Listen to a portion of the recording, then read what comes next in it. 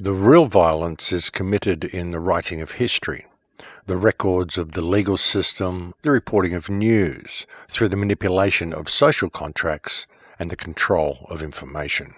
And this week's opening quote comes from Brian H. McGill. Welcome to Surviving the Matrix, ladies and gentlemen. My name is Maxwell Egan. It's a pleasure to be with you once again, and I will be your host for the next hour. History really is what defines people. Races are defined by their past, by what has built their nations to be what they are. And history, our own personal history, is how we identify ourselves. And as once said by Marcus Garvey, a man with no history is like a tree with no roots. And when you think about this, it begins to make a lot of sense why the powers that believe they be would have changed our history and removed all knowledge of the past from us. And as I pointed out on many shows previously, there is every indication that our past is very, very different to what we believe it is.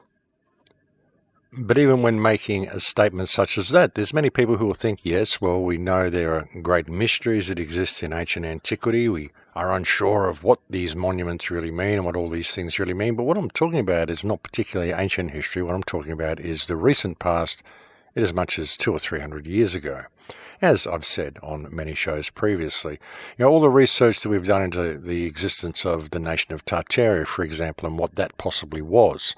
And there's been an awful lot of speculation put forth on that topic as well. A lot of people trying to figure out who they really were and where they came from and who destroyed them and all this sort of stuff. A lot of which we will probably never know and never answer unless we can establish freedom. Because the records must exist somewhere. But the thing is, it's very doubtful that such records would exist anywhere in the public domain. Even in some of the weird books we can find, the books of the Zeno brothers and all this sorts of stuff, they only give us little glimpses, they only give us little ideas, and some of the tales that we find in some of these books appear to be quite fanciful. But again, even in looking at these things, we face the danger of getting stuck down a rabbit hole and trying to find answers to questions that we will probably never know. And we often lose sight of the bigger picture of what it all really means on a macro scale. It's not just the point of finding out what this civilization was, who was in control of it, how it was destroyed, and thinking that we've got some sort of remedy by finding this sort of stuff out. The trick really, I would suggest, is looking at it, as I said, on a macro scale, and simply seeing it as one stage of an ongoing cycle, because that's the way it would appear to be. It would appear that these cataclysms that happen, each time it happens, it's simply a repeating event that seems to happen in regular cycles. And that's the thing, when you look at it, we might be finding evidence for the existence of this great empire of Tartaria, but the question is, how long was it there and what happened to it? Why did it decline and what came before it? And how many came before it is another really interesting question. And what form did these civilizations take? How many have there actually been? And who or what were these civilizations populated by? All very interesting questions. But really, the main question that I've been focusing on lately regarding this civilization is, why don't we have any real record of it? Why didn't they leave anything behind? Why is there no written records? How did this civilization suddenly fall into decline so effectively? And how did the civilizations before it fall into decline so effectively? Why do these mysteries exist, is the question. And really, what are the possibilities of perhaps these mysteries existing because we're simply not asking the right questions, or with our interpretation of the past, or with our interpretation of the books that we do have available to us, we're simply not looking at them through the right eyes. What if this is a cyclic thing that happens quite frequently? And what if there are traces and symbols and messages left behind for us to interpret, if we just, as I said, look at them through the correct eyes and interpret them in the right way? Stop trying to be right in what we're finding out. And this is a huge problem with the resistance and the research that people are doing, is they get an idea and they desperately want to be right in proving this idea. They're not just open to discussion on things. Everyone seems to want to be right in whatever it is they're researching. People are literally scared to make mistakes, which is not a very constructive way to look at things. But what if all the signs and symbols and messages are actually left for us? But as I said, we're simply not interpreting them in the correct manner. And of course, one of the big problems through even attempting to interpret what is left behind for us is people get stuck in what they believe to be true. What they want to be true, they get stuck in their programming. People are often programmed to distrust anybody who questions them, anybody who questions them on any type of level at all. You've got this idea and then you present it to people, and if they don't agree with you 100%, then you fear them. You think they're the enemy. And it goes on so many levels. I notice on my video clips all the time. People just let their programming rule them and they don't actually listen to what's being said. So it's people's interpretation. They get scared of numbers, they get scared of symbols, and they think these things mean a lot more than they do, and they fail to look around them, and they fail to see what's really happening. They fail to come to the realization that the government has got some very, very insidious plans for them, and they're carrying out, but so many people are programmed into looking at all the rabbit holes, and which is why the rabbit holes are there. It's what the symbols are there for, folks. They're there so you will look for them. That's how they control you. And there was actually a show I did about this a year or two ago called How the Magic Works. And I really recommend you go and check that out if you really want to know how these symbols and how all this symbolism works and what it's really there for. Because what it's there for is to grab your attention and to keep you searching for it. That's how it works. And while you're looking at all these secret symbols and putting all these interpretations on them, people are, again, failing to look around them at the real symbols and the real things that are around them in their lives, their daily actions that they perform.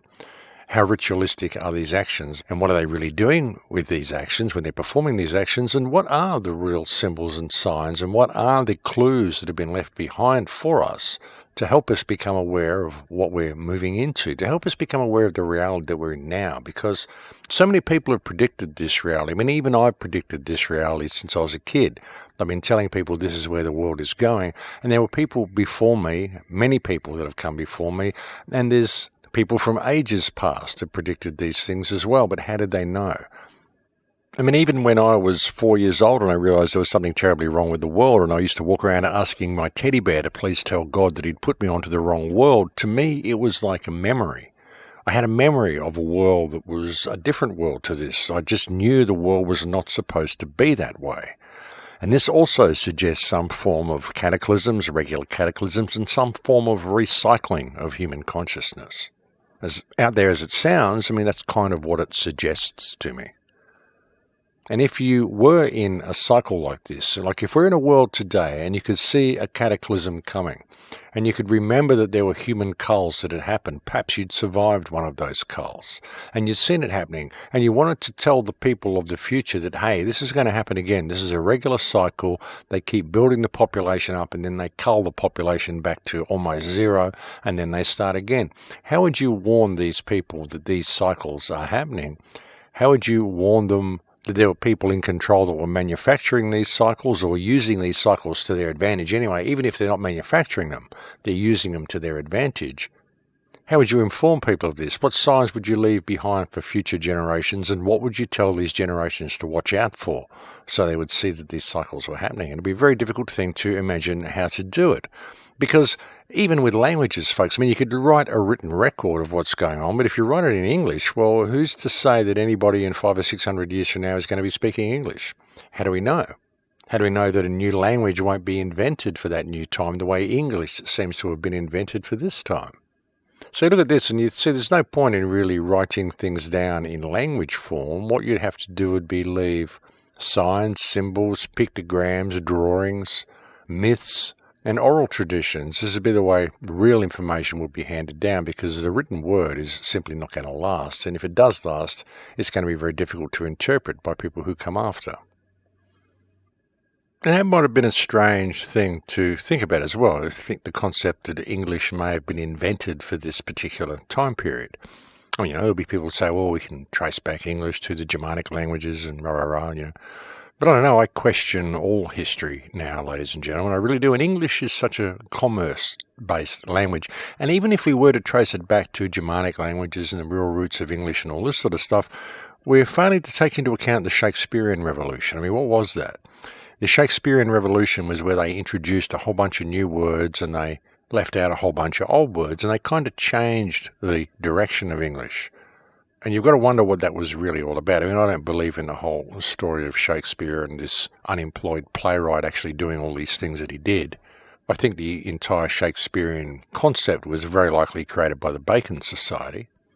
And if you really want to look at that, Francis Bacon you could call the real founder of America, really, because the Bacon Society was highly influential in what America became. So this is another story. But I don't know, I just think that English is a very strange language. It's a very disconnecting language. There's no real spiritual concepts in English. It's the language of commerce, the language of legalese. And I think this is why it's been pushed and promoted, so that if you really want to succeed in the world of commerce, in the modern world, you need to know how to speak English.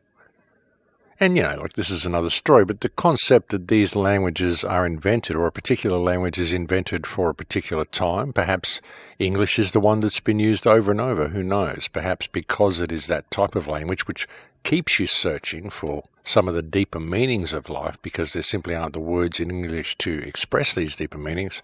Perhaps that's what it's used for. Perhaps it's used every time. Perhaps they just keep refining it and making it more and more debased with each cycle. I mean, who knows? It's another concept to think about. But anyway, looking into some of the concepts that we have about our past and some of the myths and legends that have been left to us, looking at the foundations of religions and witchcraft and all sorts of things like this, and people may be uncomfortable with me talking about that and putting them in the same basket, but I find a lot of parallels with these things, I really do. As I've mentioned before on other shows, there was a show I did a year or two ago called Giving Life to Lucifer, where I talked about this. I talked about what cell phones really are, the concept of scrying mirrors, and what all this really means, what the Lucifer system is, what Lucifer actually means. If you look at Lucifer, if you break the word down, the concept of Lucifer being the bearer of light, and what is light? Light is information, and when you break down the word Lucifer, you get Lucas, which is light, and cipher, which is code. So the code that bears the light, the code that bears the information, which is the internet, of course. And we need to look at the internet and see what the internet really is doing to our society. It's giving us all sorts of information, and it's giving us this massive interconnectivity. But what else is it doing for society? Is it doing good things, or is it doing bad things? And really, it all depends on how you look at it. But in order to really analyze what is actually going on with the internet and our relationship to the internet, again, you need to step back and look at things on a macro scale. You need to look at the bigger picture with all of this. And even in saying that, really, it isn't just the internet, it's computers themselves. What are we doing to ourselves, and what are we doing to our connection to reality by using computers for everything we do rather than using our hands and doing things that way? Everything we do now, we do in a virtual world. Here I am recording this radio show on a virtual recording program, and it looks like a recording studio, but it's not. It just exists on my computer screen. It's got all the stuff there. I can pull up a mixer. It looks like a mixer. I've got patches and syncs and things I can create in it, like any type of recording studio you would have. I can have an effects rack. I can do all the things that I can do if I were to go to a real studio. But again, it doesn't exist. It's just here in the virtual world. It's not something I'm actually using my hands for. The only part of my hands I'm actually using for it is when I click the mouse. And it's like this with so many things, folks. Things are being removed from us and they're being replaced. Just normal everyday skills are being removed from us and they're being replaced. Education has certainly been replaced with whatever it is that we call it today, this indoctrination that people receive. And even if they do want to learn some particular skill, they can go to university for higher education, or they can do an apprenticeship for that education. But in that environment, they will only ever learn one skill. They'll never learn all the skills they need to survive in life. Skills that everybody used to have, and common things that people simply used to take for granted. Just things that we would learn how to do because, you need to learn how to look after yourself because that's what life's about. But we don't do that anymore. We get looked after by the system.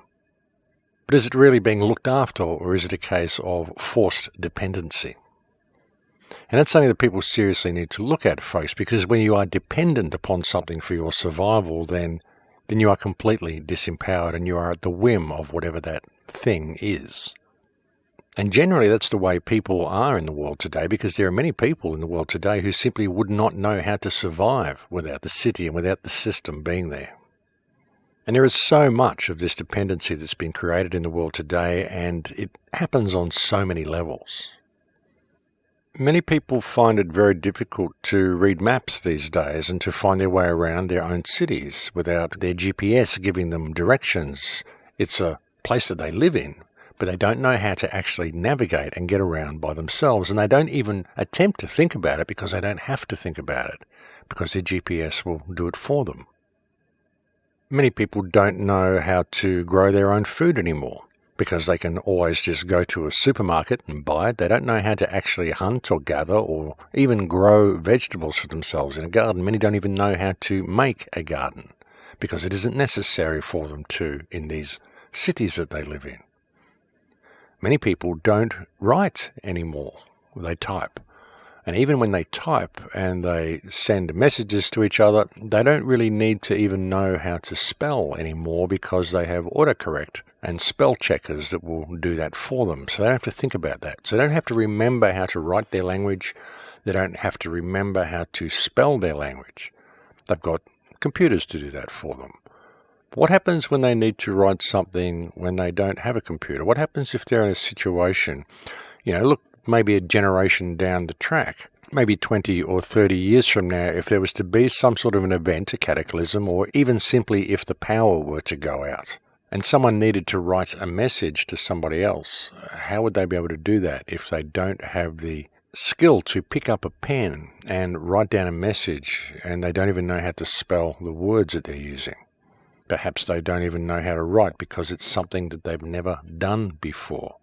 They may have seen the letters on the screen and been able to understand them, but being able to draw them in a coherent way that someone else will be able to read them is an entirely different thing. And as I said, folks, it's on so many levels.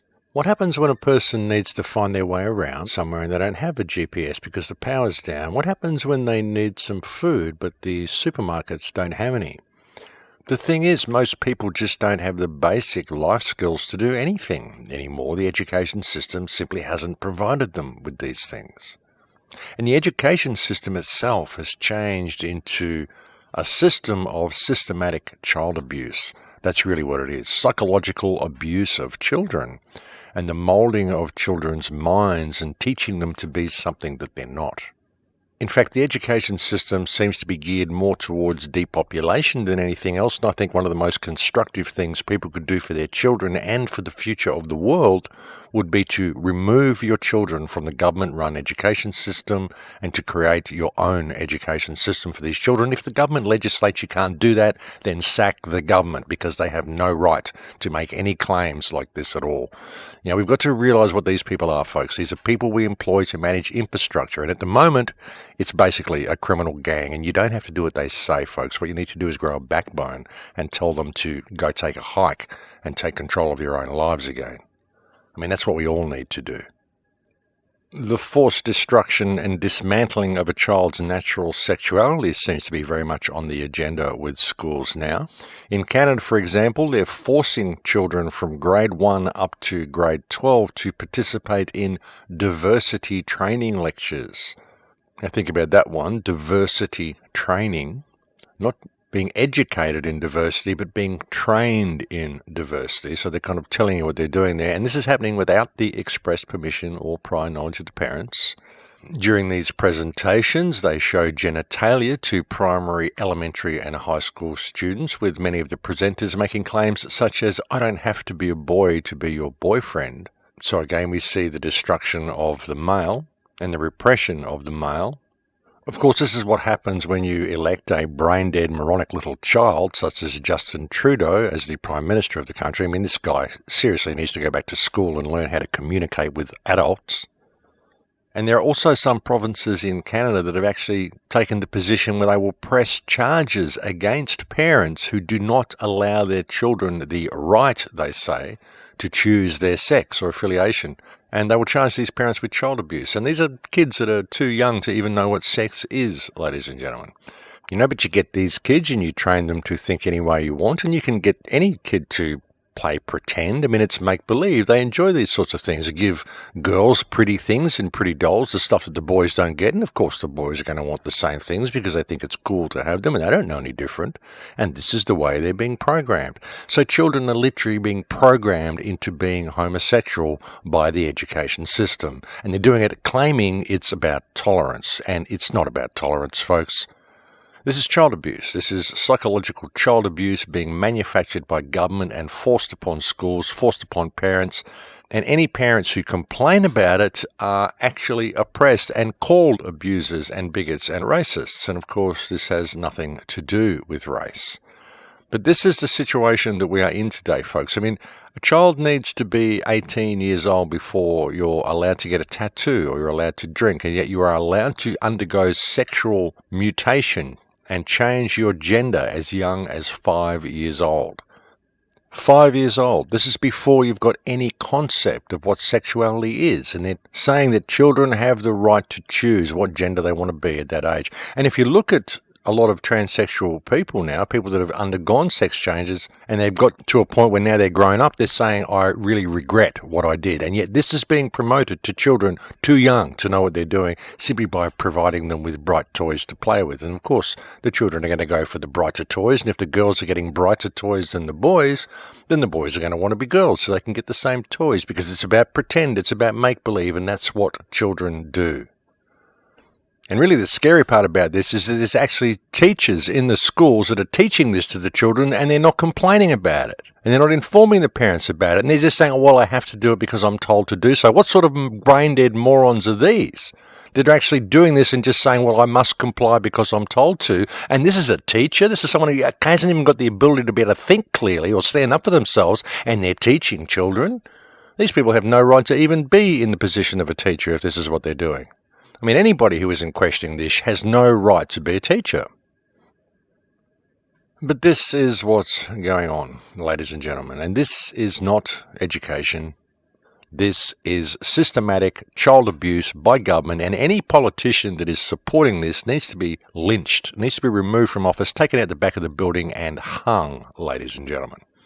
All of these politicians that are supporting this all around the world are toxic, child-abusing morons who should be removed from office. I've said so many times, folks, you want to save the world, let's get every politician on this earth, let's put them all on Christmas Island, we'll give them all a hammer and they can have their war. Because everything that is wrong with the world today is manufactured by politicians. When are we going to stop supporting this criminal cabal masquerading as governments in all of our countries? Because it's getting beyond a joke, ladies and gentlemen, it really is. We've got an election in Australia this month. You want to make a difference, folks? Don't go. Don't vote for any of these criminals. Just don't support these people. If you support government, you support organised crime. It's as simple as that. And if you vote for government, all you're doing is voting in a new CEO for the criminal cabal that is destroying your country and destroying your children. You're just approving of all this. That's what voting is. Government, folks. Government will be the death of mankind. It really will. And we've just got to look at the actions of Donald Trump. I mean, look at what this guy's doing now, posturing against Iran, sending bombers over there because Iran is such a threat to the world because it hasn't attacked anyone in 270 years, while America has been waging constant war around the world for almost 80 years now. 80 years of constant war, from the United State of terminal apathy that is America and from the rogue terrorist state of Israel. Almost 80 years of constant war and bloodshed in the name of creating peace and freedom around the world. When are the people going to decide they've had enough? And when are people going to stop believing that someone like Tron Blump is going to save the world when he isn't? I mean, Gronald Lump is little more than Jared Kushner's sock puppet, and it's about time people realise that. I mean, how anyone could support the state of Israel is beyond all rhyme or reason. There was an interview I saw the other day, a man asking an Israeli government minister why they shot and killed so many protesters on the Palestinian border, on the Gaza border, and her response was, because we can't fit them all in jail. That is typical psychopathic Zionist logic for you folks. We murder them because we can't fit them all in jail. This is what Israel is. How anyone could support this terrorist, child-abusing culture is literally beyond rhyme or reason. But this is the rhetoric that Ronald Blump sprouts because he is a Zionist sock puppet. The amount of destruction in Yemen, the amount of destruction we've seen across the Middle East with the full 100% support of this terminally stupid intellectual midget is absolutely shocking. And now he wants to start another war. I mean, Trump, go drown yourself. Do the world a favour and go put your head in a toilet and just keep flushing until you don't lift your head up. That would be a wonderful thing to do. You know, another war, we don't need another war, and we don't need another president that's going to just be manufacturing these wars and supporting the terrorism of Israel the way you are doing. Why don't you just go and grow a brain or something, learn how to think properly, just do a course on becoming human or something, or just remove yourself from the race, because we don't need you here. We don't want you here, and we don't require you. You're not doing anything good. All you're doing is shitting on the world the way all your predecessors have done, and perhaps you need to shit on yourself for a while. Go shit in your own bed and stop shitting in ours. Politicians, folks, brain-dead morons, the bane of the human race. And excuse my temper, but these people honestly get my blood up, and I find it enormously frustrating that people can't see the forest for the trees when looking at these criminals. Why anyone would trust a politician, why anyone would believe any politician is going to do anything good is seriously beyond me. Now, we're facing some really serious situations in the world today. We really are. As you can see, the education system gets me a little irate. I really don't like child abuse, and that's what I see this education system as being. But this is the state that we're in, and looking at it, folks, it becomes obvious that there is no remedy to be found in politics. I mean, like, we've been waging a war for 80 years, like I said. We got any remedy from politics on this matter so far? No, of course we haven't, because these are the ones who are starting all these wars.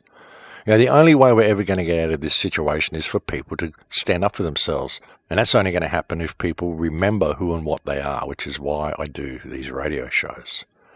That's why I just encourage people to ask questions. I don't provide you with answers on the shows. I mean, it doesn't matter what I believe things are. It doesn't matter what I think the answers might be. What matters is that the people out there listening learn how to think again. You know, the really important part is actually asking the questions to begin with. The problem is that people just don't question anything. That's why the world is in the state that it's in. People just blindly believe. People just blindly accept what they're given. The government says, oh, you must do this now. And they go, oh, gee, okay, I don't really want to, but if you say so, I will. And so the world continues to deteriorate. And it's not going to change. Nothing's going to change from politics. It doesn't matter if you even create a political party and get in there. If you create a political party and enter politics and go into government with anything in mind other than completely undermining and pulling the system down so it doesn't exist anymore, then you're just going to end up being part of the problem, and it's not going to solve anything, because we don't need government. Government is the source of all of our problems. And it's about time people realise that. You know, it's government that is bringing about this whole smart social crediting system and everything that is being introduced to lock us down. It is government that has introduced the legislation that is removing us of all of our life skills to begin with and creating this dependency upon the system. It's government that's doing the whole thing, folks. And again, it's because we've lost touch of ourselves. And that is the problem. But anyway, I think we've reached break time here, folks. So thank you for joining me on the air today. It's always a pleasure to have your company. Sorry about my angry rant there, but well, like I said, it does get to me. But we'll take a break now, and I'll be back to speak to you in a few minutes. Don't go away, because I've got plenty more to come. And welcome back to the show, ladies and gentlemen. So getting back to the loss of life skills and the loss of services and the loss of things that are part of our everyday lives that this smart grid is becoming, because that's what it is. It's basically taking stuff away from us. You're seeing cash gradually getting phased out as well. I shop in cash all the time, folks. I never shopped with a card. I've never bought anything with a card. I always go to an ATM, I draw cash out, and I shop with that. I usually draw out $50 notes, but I've noticed for the last 2 weeks when I've gone to draw any money out of a machine, I've only been able to get $20 notes. It seems like 50s are being removed from the machines because they want to make it inconvenient for you to go and get something like $1,000 out of a machine. You can't do that if you're going to be carrying around 50 notes in your wallet. It's just inconvenient. So they want you to see it as something inconvenient and to move towards shopping with a card so they can introduce their whole social crediting system to go with it. And then removing all of these sorts of things from our lives, folks. as I was seeing in a report recently, they're saying that in a very few years, they will not even have landlines hooked up to houses because everyone will be using cell phones, everyone will be using the internet, everyone will be using Siri or Alexa for communication and for shopping, and so you won't need a landline. But again, what happens if there's an event? What happens if there's some form of cataclysm or just something happens? What happens if the power goes out and you can't call anybody because you don't have any landlines anymore? You have no communication. You have no way of knowing what's actually going on. What happens if you get down on social credit scores and you get locked out of the system and you have no way of alerting people to the fact that you're locked out of your accounts, that you're locked out of your life? All you can do is wander around the street and hope to run into somebody, and if you do run into somebody, chances are they won't want to talk to you anyway because your social credit points are low, and chances are you'll get picked up by a surveillance camera anyway, and they'll say, well, here's an undesirable, look how low he is on his social credit points. Obviously, we've locked his accounts, we've locked his access to the internet, we've locked his ability to use his car or to access his house, so obviously he's going to end up as a problem, so we may as well pick him up now and put him into the smart prison system. And how would you ever alert people to the fact that this is happening to you? You simply won't have the means to do so because all of these services are being removed from people right under their noses, and they're becoming completely dependent upon the internet for all their communication.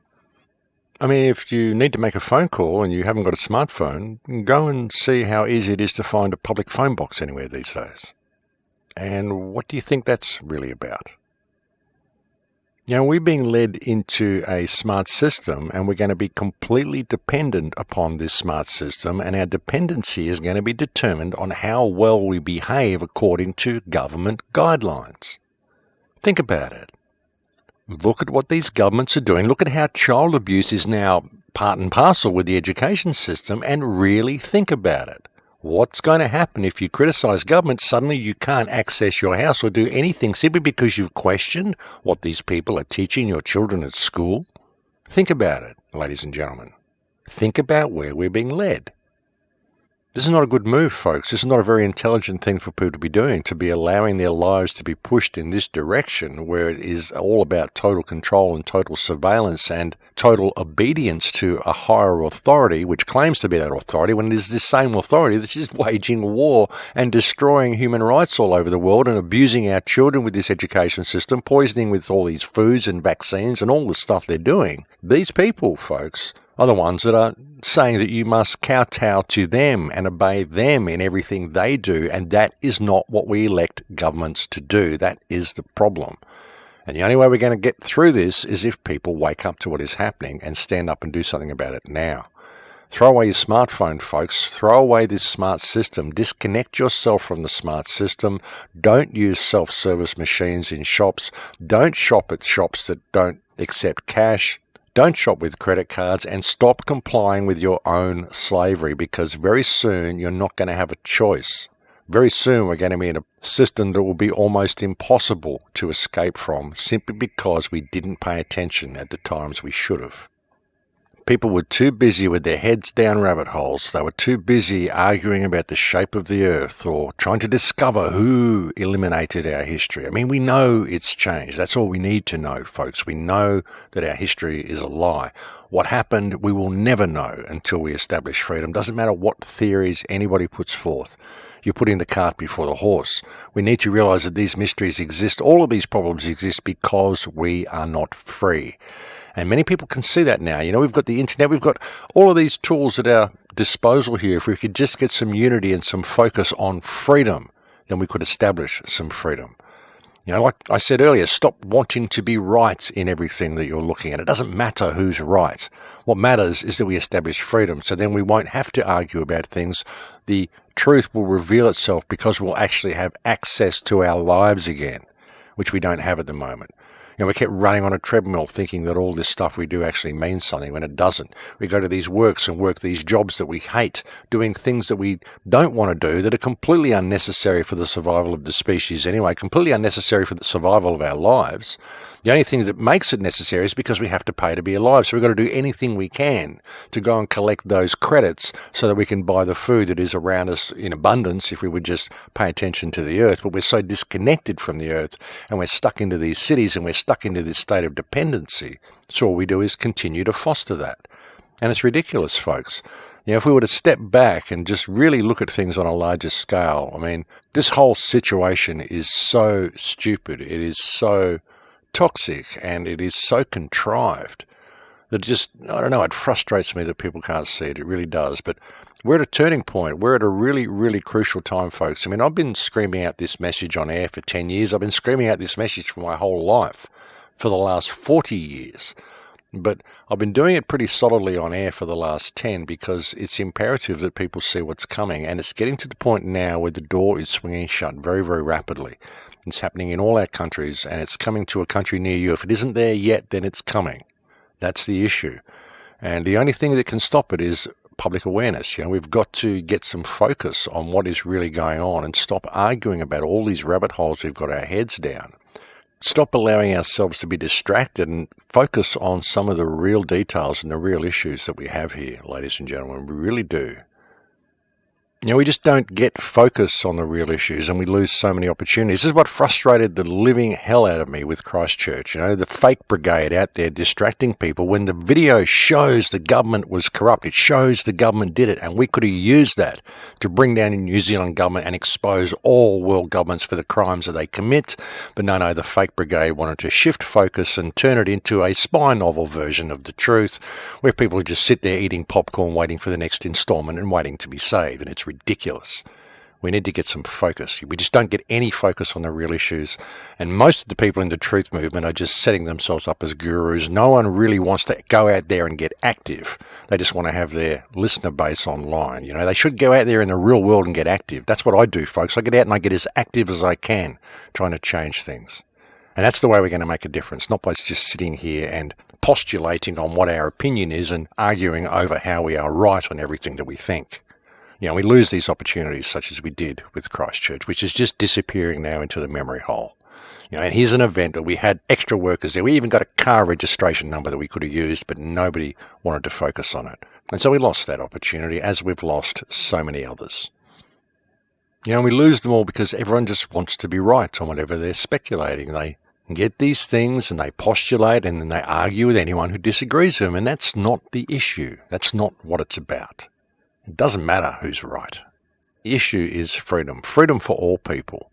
And it doesn't matter where you're from. It doesn't matter what race, what culture, what creed, what religion. Your situation has been contrived for you. Your government's corrupt. Doesn't matter where you come from. Your government's corrupt because just the fact that it's there indicates it's corrupt because we don't need these people.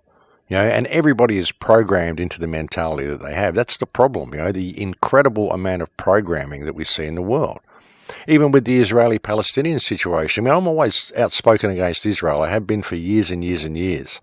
But even in saying that, I can appreciate that the people in Israel that are carrying out all these atrocities against the Palestinian people are doing so because they're programmed to do so. They believe this ridiculous doctrine that's been taught to them. They believe all of this ridiculous religious rubbish and all of this fake history that's been taught to them, and so they use it to go out and kill other people because they think they're supposed to, because that's the way they're taught to think. And it's the same with everybody. All these people are programmed into what they do by the psychopaths and criminals masquerading as government in all of our countries.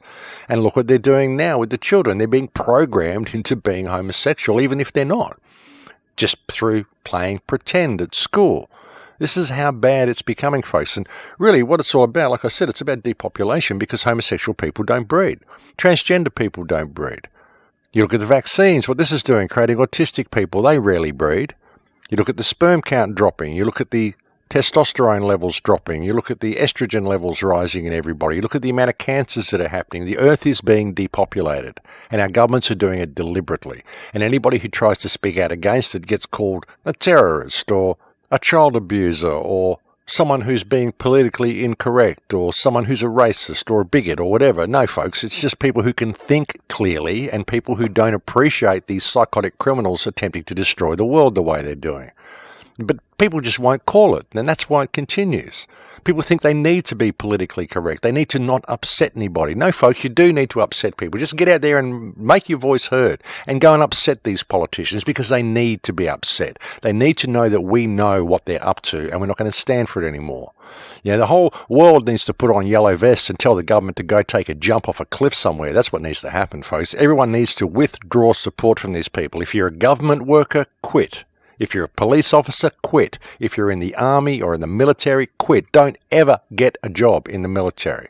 You're not going out there to protect your country. You're going out there to murder other sons and daughters from other countries at the behest of the psychopaths that are running your country because they've tricked you into believing that these people are a threat to you when they're not. All these people who sit there thinking, oh, another country is going to come and invade us. It's not another country, folks. It's another government. And if your government wasn't there and that government wasn't there, then you wouldn't have a problem. All you people would get on well together the way you always did for years. You know, the whole situation we've got is controlled by governments, folks, and we need to withdraw support from these people en masse, and we need to do it as quickly as possible. And don't be afraid to call them what they are. Stop kowtowing and worshipping these people. Stop walking around and living your life in a state of Stockholm syndrome, and stop believing government or politicians are your friends. They're not. They are psychopaths who are stealing from you, stealing from the entire world, destroying as much of the world and destroying as much of the human race as they can while they're at it. And we do not need these people, and we should not be supporting these people. We shouldn't even be nice to these people. We should just call them for what they are. Ask the right questions to them. Ask them to explain their actions or go live on Christmas Island. You know, the only way we're going to get any solution from the political arena at all is if we remove every politician that is currently populating that arena and replace them with people of integrity and people who are actually going to start moving the world in a positive direction. Now, people who are leaders should have the ability to lead, and this current crop of psychopaths are only good at leading themselves and leading all of our money into their bank accounts and leading the world into chaos and a living hell on earth. That's all these people are leading us to. They're not leaders at all, folks. They are criminals, the lot of them. You know, and we're being set up. We really are. Yeah, when you really look at the cities and you look at the total dependence people in cities have upon the system, and you look how easy it would be to remove the support from these people and simply allow the whole place to turn to chaos, we're being set up. And couple this with 5G, couple this with everything that they can do with 5G, whether they're going to use it for mind control, whether they're going to use it to simply induce cancer in people, whether they're going to use it for active denial, all of the possibilities of this. This is all stuff that we don't need, and this whole thing is the Lucifer system itself. You know, and the warnings that we got of what the scrying mirrors really are, what to expect when we see the scrying mirrors in use, once we see these sigils in place, and all of these sigils are electronic circuitry, folks. When we see this electronic circuitry in place and we see these scrying mirrors come into life, we are about to bring this whole Lucifer system online, and it is the most evil thing that we ever experience. It is something that completely controls our lives and leads us into the darkest place of the human experience that was ever to be and will ever be.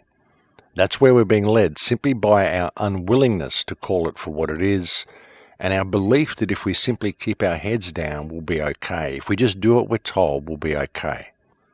Well, maybe we will for a little while. Maybe you'll be okay, but what will your children be like? What will the world be like for the children that are growing up into this psychotic mess that these parasites are creating around us? And that's what they are, folks. Politicians are parasites. No one who wants the job of leader deserves to have that job. Because no one of integrity, no one of sanity would really want to lead a country. No one would want to be in a position where they're controlling other people's lives. And even the people that ask me to run for politics, I mean, I don't want to run the country. This is the last thing I would ever want to do with my life, is to be in control of other people's lives and to try to be some type of a leader to a human race which is so disconnected from itself that they don't even know themselves, that they actually believe they need leaders to begin with. That's the problem, folks. The problem that people even think they need leaders and that they're not prepared to lead themselves. The problem that they just don't know themselves and they don't respect themselves enough to respect other people. You know, what we could do if we would just respect the people around us and treat the people around us in Zcash as ourselves, we could change the world in a single day. You know, this is something else that really frustrates me. It really does. But You look at this, folks, and look at what the world could be. Look at what the world was. I mean, even when you're looking at all of this stuff with Tartaria and all the ancient cultures that we had and the free energy and all the things we did, I mean, this was fantastic what we had. And it's very obvious the world was very, very different to what it is now.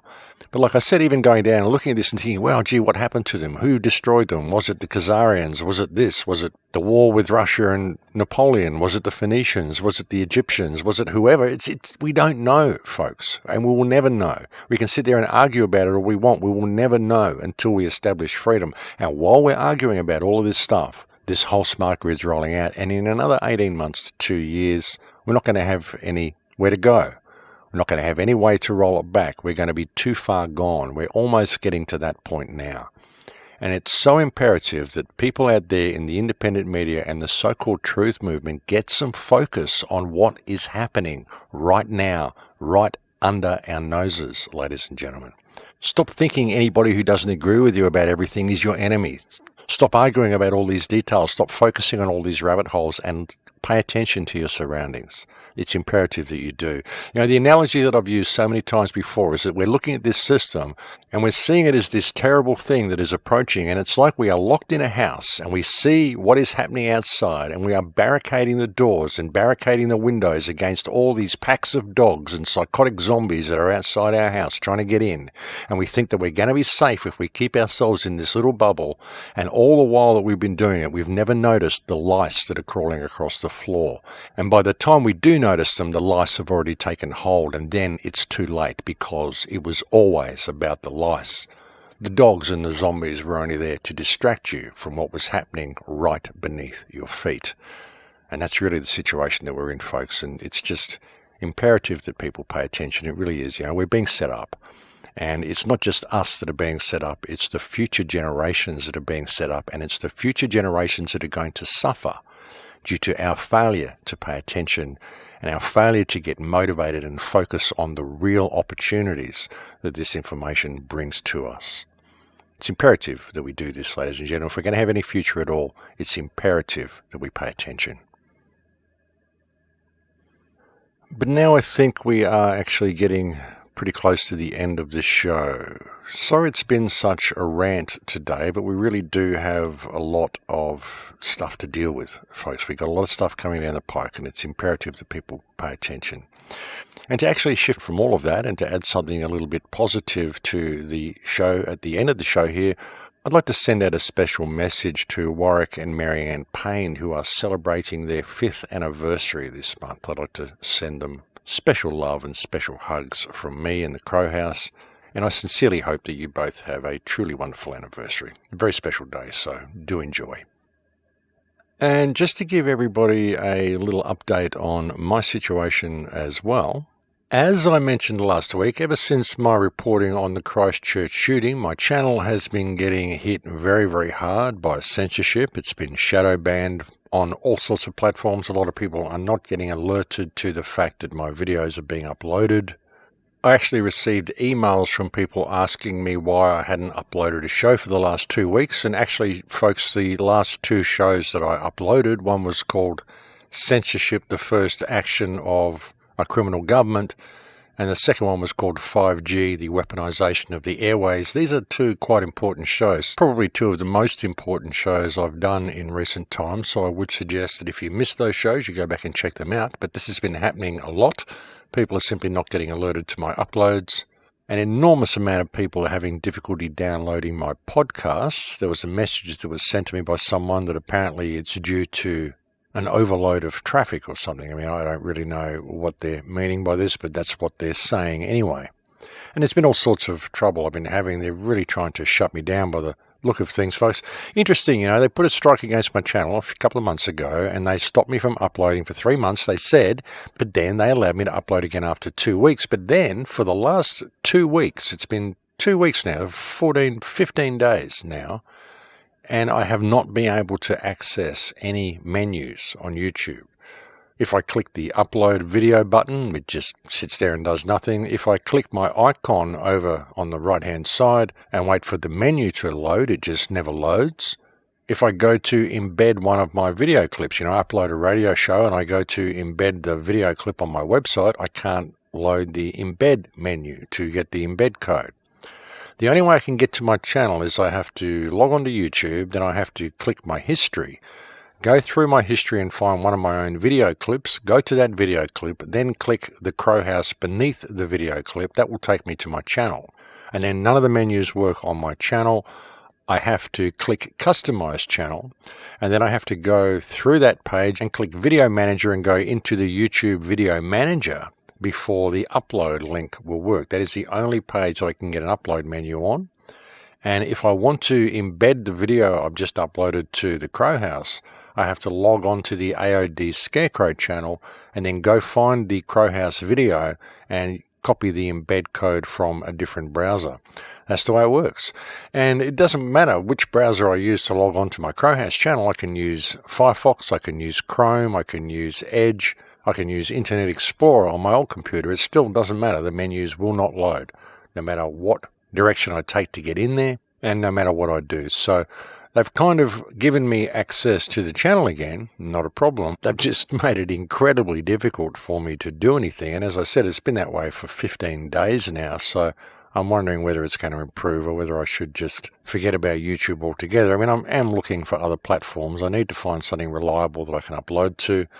But if you are coming to my channel, folks, if you are watching this video clip, please be aware of all this and do come and check your subscription quite often, because many people are being deleted from my subscriber list again. I've noticed this happening, and I'm getting an enormous amount of emails from people regarding this as well, saying, Max, I've been deleted from your channel. I just wanted to let you know. So if you are someone who likes my channel and likes the video clips, do check your subscription on the channel. And if you like the video that you're watching, please do click the upvote, because you'll find that if you don't, YouTube will probably click a downvote on your behalf. It often does that on my clips as well.